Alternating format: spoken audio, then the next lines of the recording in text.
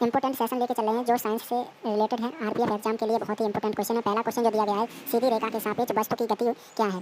तो सीधी रेखा के सापेक्ष जो वस्तु की गति होती है वो रेखीय गति कहलाती है। नेक्स्ट क्वेश्चन, उन जीवों की परिघटना क्या है जिनमें मादा युग्मक बिना निषेचन के नए जीव बनाने के लिए विकसित होता है? देखो ये जो क्वेश्चन है, जो मादा युग्मक जीव नए जीव बनाने का निषेचन करता है वो क्या कहलाता है? अनिषेक जनन कहलाता है। अनिषेक जनन कहलाता है। अनिषेक जनन के अंतर्गत जो मादा होती हैं वो अपना जो जीव है वो स्वयं बना लेती हैं। जैसे यहाँ पर पहला हो जाएगा व्हेल है, और ये इस प्रकार की छिपकली जिसे बोलते हैं, छिपकली एग्जाम्पल के रूप में आ जाता है। और इसके अंतर्गत मछलियाँ जितनी हैं वो भी आ जाती हैं। अनिषेक जनन के अंतर्गत ये सारे जीव आ जाते हैं। नेक्स्ट क्वेश्चन जो दिया गया है, नेक्स्ट क्वेश्चन ये बताया गया है कि इनमें से किस विधि का उपयोग एक इकाई से दूसरी इकाई में परिवर्तन करने के लिए किया जाता है? एक इकाई से दूसरी इकाई में परिवर्तन के लिए किया जाता है वो क्या कहलाता है?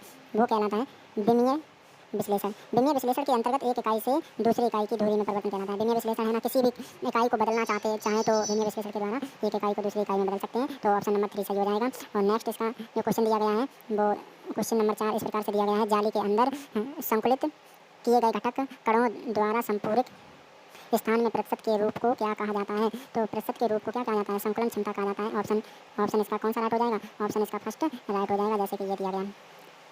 क्वेश्चन नंबर 5, किसी यौगिक में परमाणुओं की संख्या का बहुत सरल अनुपात को ज्ञात करने के लिए ये किस सूत्र का उपयोग किया जाता है? बहुत सरल अनुपात को ज्ञात करने के लिए किस सूत्र का उपयोग किया जाता है? तो इसके अंतर्गत ऑप्शन नंबर 4 सही हो जाएगा, मूलानुपाती सूत्र जो होता है उसका उपयोग किया जाता है। बहुत सरल